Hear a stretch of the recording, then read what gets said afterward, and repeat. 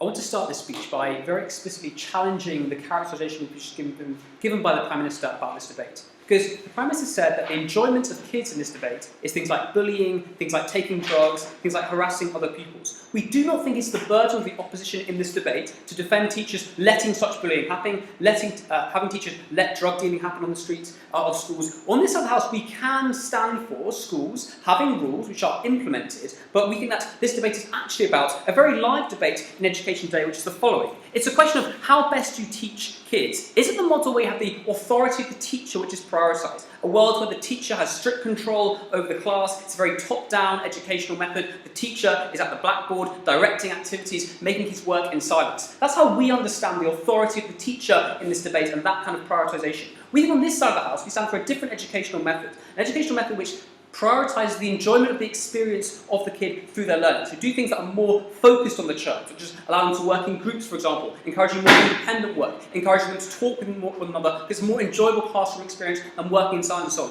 That's what I think the real debate is in this debate. We think it's unfair for the Prime Minister to ask us to defend things like bullying and drug dealing and so on in the playground. So what I'm going to do in this speech, I'm going to talk about two things. First, why the educational experience of a child is better under our world, and secondly, why the holistic school experience is better, first and foremost. The aim of the opposition bench in this debate is to show why, as a whole, a child is better at school under our educational method. On the first issue of why their educational experience is better.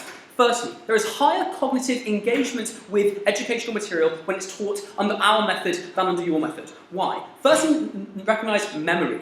We better remember things in class when we have lots of dopamines present in our minds, when our brain is positively stimulated with positive endorphins flowing through us. We have better memory and recollection of information when we're in this mental state. For example, it's much easier to remember a funny story that someone told you, or a really story that made you feel happy, than a story which was kind of bland and was boring and was strictly told to you. It's exactly the same in the classroom in this debate. When kids are feeling confident, positive, happy, enjoying their experience, they're much more likely to remember the information that teacher is trying to confer to them, allowing them to work in groups, for example, where they feel confident and positive and happy. They better remember the information for their exams, so memory is the first thing we help on this side of the house. Secondly, they'll be better behaved in class on our side of the house when they are working in an enjoyable way rather than the strict authority of the teacher is present. Why? Because if you're enjoying an experience, you want to engage more with it. You want to listen more to what the teacher is saying. You're more likely to want to focus in class because you can see there's a benefit to you of doing so. You will have information which you're enjoying to learn and so on. When these people are focused, they're more likely to be attentive. They won't be disrupted in class. This is really important because when you are disrupted, you actively hurt the educational experience of other people around you.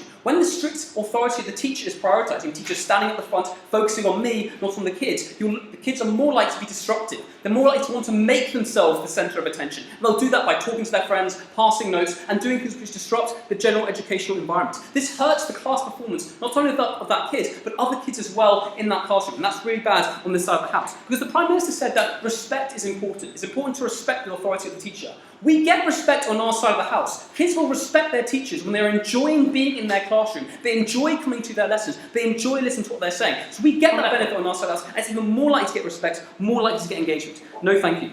Let's talk now about long-term school achievements. I've just given you reasons why kids are more likely to be engaged in class. Why they're more likely to be long-term educational achievements. I'm sorry, this is part of the short-term achievements.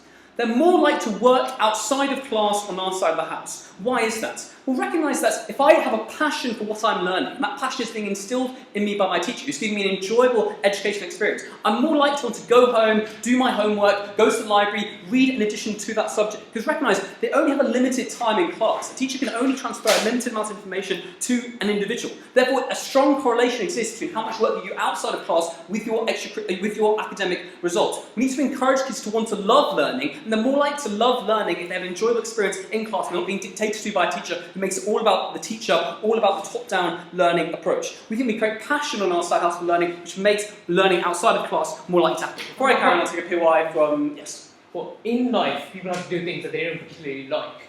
At the point you made enjoyment top priority, children are more likely to focus on the enjoyment part of education than about the substance of education. We refuse that comparison which says those two things are mutually exclusive. We think kids can very much enjoy what they are doing, yet they still learn through that process. We say that furthermore, as I'm about to explain now on this point, enjoyment more likely leads to lifelong learning. We think learning doesn't end at school, right? We think we want individuals to come out of school having really enjoyed the educational process, such that they want to continue learning after leaving school. Why is this important? It's important, for example, for reskilling. Often in economies, we need individuals to get new qualifications to apply for new and different jobs. Therefore, if we want them to go through a whole process of a course, an academic course, they're only going to want to do that if they had a positive educational experience which they actually enjoyed. So therefore, we have people on our side of the house coming out of school, better getting into employment because they can better reskill because they love learning, and that's more likely on our side of the house because they actually enjoyed that learning experience. Finally, now, let's talk about the holistic educational experience. I want to talk about two things here. So I've just given you lots of reasons why you as an individual are educationally going to be better off, both in the short term and the long term, you'll do better in your exams and so on.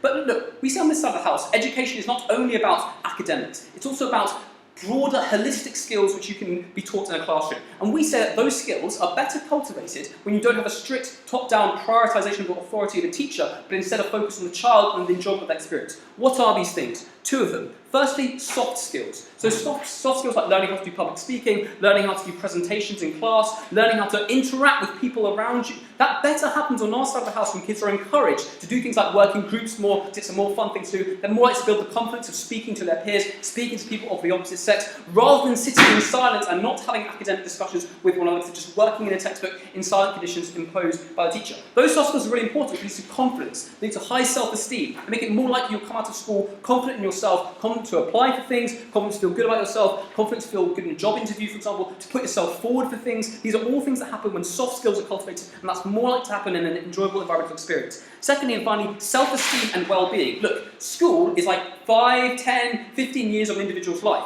We want that experience to be as enjoyable as possible. There is massive utility on our side of the house when we have hundreds and thousands of kids all around the world, if this policy was adopted, being happy at school, being more happy than not at school, rather than having an experience where they feel like they're being oppressed, their individual identity is being oppressed, they're not enjoying the educational experience. Look, this debate is very simple. The question is, on what side of the house are children better off in terms of their educational experience and their holistic school experience? We've told you why on our side of the house, where the prioritisation is their enjoyment, them working in groups, and so on, versus a system where authority is controlled by the top, by the teacher, the focus is on the teacher, keeping a strict order over a classroom. That is worse, and for those two big reasons, we're very proud to oppose this motion. Thank you.